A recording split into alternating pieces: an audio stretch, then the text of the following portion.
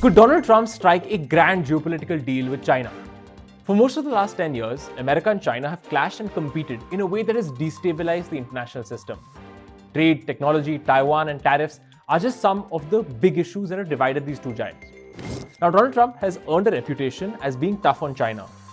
But increasingly, President Trump is hinting that he could be willing to make peace with the Chinese.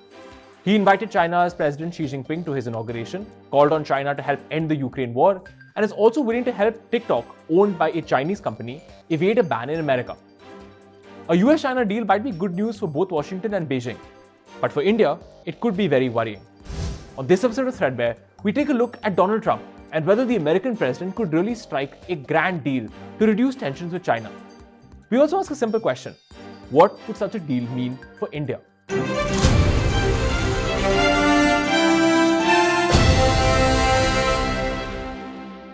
Now, it is true that when people think of Trump, they think of him as tough on China, with very good reason. During his first term as president, he slapped tariffs on Chinese goods worth $550 billion. He targeted tech firms like Huawei and TikTok, and also built partnerships like the Quad to put more diplomatic and political pressure on Beijing.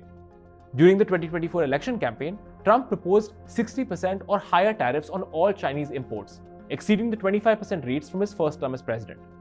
He also promised aggressive new rules to block Chinese ownership in US infrastructure.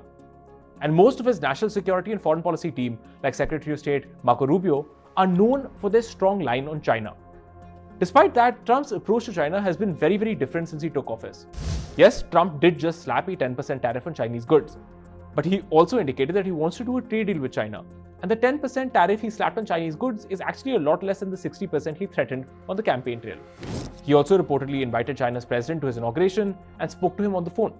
And during that conversation, Trump actually went on to say that America and China had agreed to work together on key issues. Significantly, he also declared that the United States and China had to work together to promote global peace and stability. The clearest example of Trump's approach to China is his recent statement that he wants China to help bring an end to the Ukraine war. What's interesting is that China is also responding well to Trump's moves. President Xi Jinping has said that he's open to working with America and sent his vice president Han Zheng to Washington for Trump's inauguration. China is also looking at reviving an old trade deal it signed with Trump during his first term to avoid future tariffs. This would involve China buying hundreds of billions of dollars worth of American products, which would make Trump very happy. Experts are even suggesting that China could agree to help Trump in Ukraine if America agrees to back off on Taiwan, which China cares about. But why exactly is China so open to working with Trump? Well, partly it's because Beijing realizes that Trump is someone who's really just looking for a deal. To explain why this is so important, we have to look at America's former president, Joe Biden. For 4 years, between 2021 and 2025, Biden had a very focused policy of containing China's influence and power. Now, he did this for a few key reasons. First, Biden thought that China was threatening key US allies and partners like Japan, South Korea, and India. Now, to put it politely, Trump simply does not care that much about US alliances. He often sees these countries as taking advantage of America. Second, Joe Biden believed that China was trying to undermine democratic governments all over the world and was trying to export its brand of authoritarianism around the world. Once again, Trump doesn't really care about spreading democracy around the world like other US presidents before him. And third, Biden was deeply worried about the impact of a Chinese invasion of Taiwan on America's geopolitical interests. And here again, Trump has hinted that he really doesn't see defending Taiwan from China as a major priority. What Trump cares about is trade and getting a better deal geopolitically for America. And that's something that China will feel it can work with.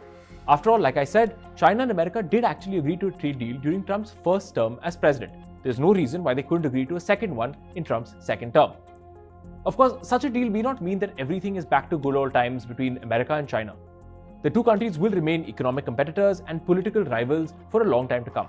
But such a deal between Trump and Xi Jinping could actually reduce tensions significantly between the United States and China. And that could be a concern for countries like India. One of the realities of the last 20 years is that India has benefited considerably from US-China competition. The common threat posed by China has transformed the India-US relationship in fields like defense, technology, and economics. That's because America has seen India as a key part of its policy of containing China. Now, with China, it's a more complicated story. Many experts suggest that India's close ties with America provoked the 2020 Galwan Valley clashes. In this view, China was trying to show how displeased it was with India's growing closeness to Washington. But over the last 4 years, things have changed. India has largely held strong to its position on the border. Its economy has performed relatively well. China's economy is weakened, and America has put real diplomatic and political pressure on China. All of this might explain why we've finally seen a breakthrough now on the border dispute after 4 years of tension. As veteran diplomat Vijay Gokhale points out, China really only negotiates and compromises with India when the international system forces it to. In this instance, because China is facing so much pressure from America, it feels the need to placate India and improve relations with India. But what happens if US-China tensions go down? Geopolitical expert Professor Happymon Jacob argues that there will be a couple of negative impacts for India. First, if the United States and China reduce tensions and work together more closely to govern the world, that will reduce space for powers like India. Second, a reduction in US-China tensions could actually lead to less American interests in the Indo-Pacific. It could also leave the region more open to Chinese domination. Going by such reasoning, while Delhi may never become Washington's regional proxy against Beijing, if Trump's outreach to China diminishes this motivation in America's Asia strategy, it could adversely impact the US-India strategic partnership. Put differently, it benefits India if the US believes in India's value as a counterbalance to China, even if it remains merely an American fantasy, writes Professor Jacob. That's why Trump's outreach to China and his unpredictable nature as a leader should worry India. All of this might be premature. Remember that Trump began his first term by reaching out to China and then unleashed tariffs and retaliation when all of that failed. And there are still real differences between America on trade, on technology, and on a fundamental desire from both countries to be the dominant global power. Trump's national security team is filled with China hawks who will not be open to any easy improvement in ties with China. All of that goes to say that India should watch this development closely, but it isn't time to hit the panic button just yet.